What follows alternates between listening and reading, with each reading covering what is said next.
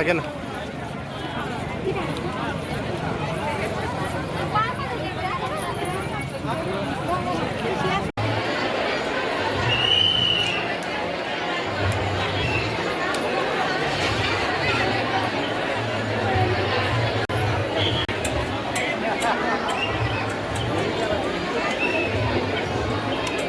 सोबती अभिमन्यू गोरे राळ बांधगाव सुगंधा या शुभकामना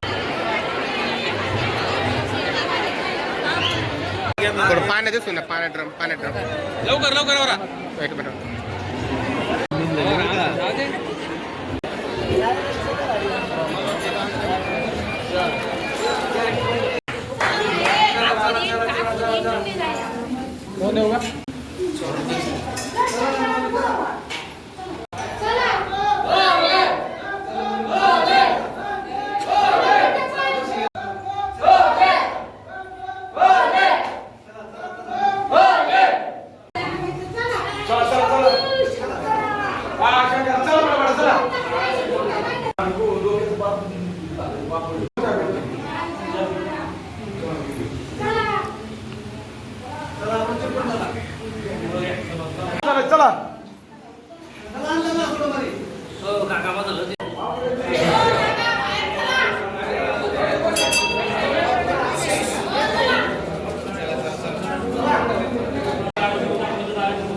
चला सगळ्याचे घ्यावर का आले पाहिजे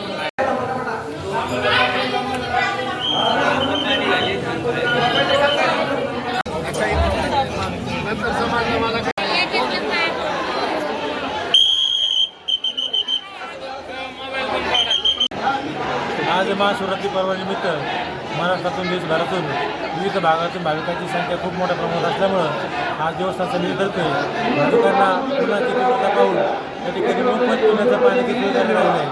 त्याचप्रमाणे भाविकांना या ठिकाणी मोफत फराळाची सोय करण्यात आलेली आहे. या ठिकाणी गर्दीचं नियोजन करण्यासाठी तालुक्याचे पोलीस निरीक्षक माननीय मुटकुळे साहेब यांच्या मार्गदर्शनाखाली 100 पोलिसांची टीम या ठिकाणी सकाळपासून तैनात करण्यात आलेली आहे.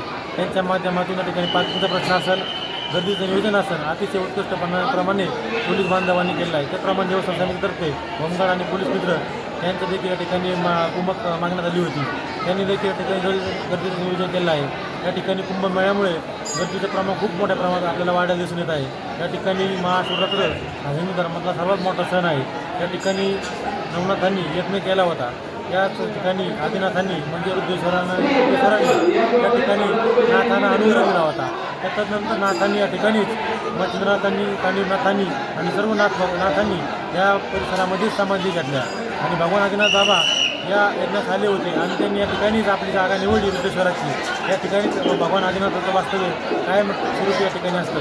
या ठिकाणी दरवर्षीप्रमाणे शिवलिंगाची वाढ होत असते आणि ही वाढ आम्ही देखील आमच्या डोळ्यांनी अनुभवलेली आहे. या ठिकाणी चांदीचा टोप आहे. तो टोप हा शिवलिंगावर बसत नाही. कित्येक वर्षापूर्वी बनवलेला टोप होता, परंतु शिवलिंगाची वाढ होत असल्यामुळं, हे जिवंत शिवलिंग असल्यामुळं, स्वयंभू शिवलिंग असल्यामुळे भारतामध्ये एकमेव असं शिवलिंग आहे. असं शिवलिंग भारतामध्ये तुम्हाला कुठेही पाहण्यास मिळणार नाही. त्याच्यामुळे भाविकांची श्रद्धा रुद्रेश्वरावरती खूप मोठी आहे आणि या ठिकाणी वर्षभरासाठी ऊर्जा घेऊन जाण्याचं काम भाविक भक्त हे करत असतात आणि सुरुवातीला येऊन आदिनाथाचं दर्शन घेतल्यानंतर आपल्या पुढील कामाला सुरुवात करत असतात. या ठिकाणी सर्वच विश्वस्त मंडळ असतील, ग्रामस्थ असतील यांच्या माध्यमातून अतिशय नियोजन करण्यात आल्यामुळं गर्दी खूप मोठ्या प्रमाणात असून देखील वाहतुकीचं कोंडी या ठिकाणी झालेली नाही.